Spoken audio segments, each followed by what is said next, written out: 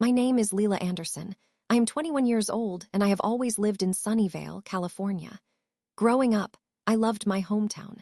The sun always seemed to shine brighter here, giving everything a warmth and vibrancy that made life feel cheerful. I was surrounded by friendly neighbors, gorgeous parks, and endless opportunities to explore. My childhood was an average one, filled with the laughter of friends and the carefree joys of youth. However, amidst this idyllic setting, there was a dark shadow cast by an experience I would only learn about later in life. It was the story of a time when the adults I trusted let me down, but in the end, a powerful comeback would occur, and it would stand as a testament to resilience. I was quite young at the time, no older than 7 or 8, and the specifics of my memories are vague, like hazy clouds drifting through my mind. But what I do remember is my first-grade class and my teacher, Mrs. Collins. To the adult me, she seems like just another name in the long list of teachers I have had. But at that moment in my life, she was more than that. She shaped my early understanding of education. Strangely enough, she was rather unusual, and as time went on, her oddities transitioned from interesting to troubling. My parents noticed something was wrong, but as a child, I was oblivious. I was just trying to learn numbers and letters, not grasping the complexities of how adults interacted within the school. I remember being confused about why my parents became worried and why they set up meetings at the school with the principal. In my innocent mind, nothing seemed amiss until that fateful day. I sat quietly at the dining room table with my parents, my fork barely tapping against my plate, when one evening, in a calm but serious tone, they shared a story that would shake my perspective on the world of education forever. My parents had raised concerns with the school about issues surrounding Mrs. Collins, and in response, they had met with the principal. I can only imagine how nervous they were, worried about the ramifications of speaking up. The principal, someone I had seen as a friendly authority figure, threatened my parents, suggesting that their actions would reflect poorly on my work. My young heart sank upon hearing this.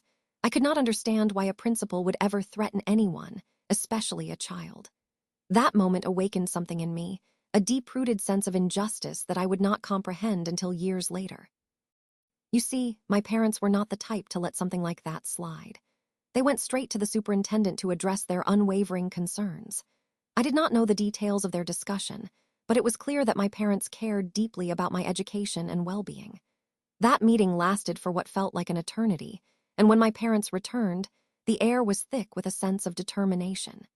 Days passed, and the entire school seemed to be engulfed in whispers and speculation.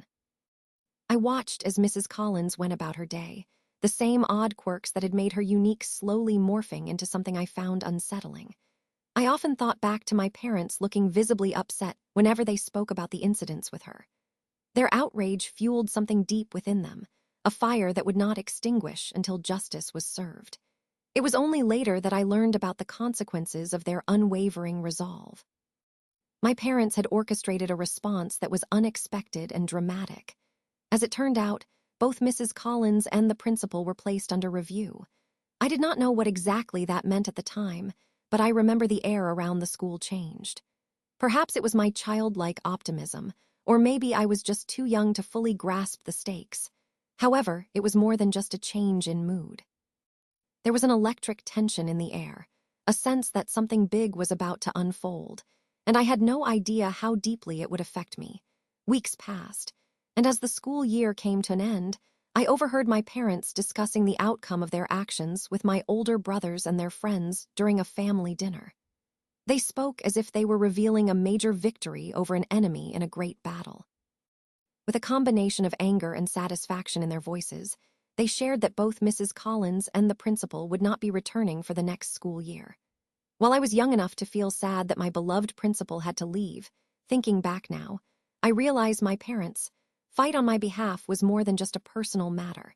It was their stand against a system that had let down a child.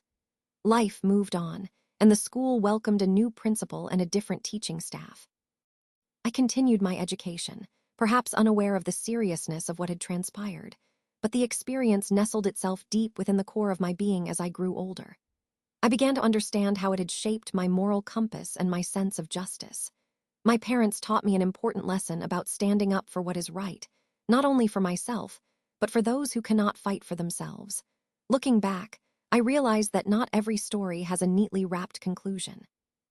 My parents faced an uphill battle, but their determination in the face of adversity sculpted me into the woman I am today. I carry with me their bravery and the courage to stand against the odds, regardless of how daunting they may be.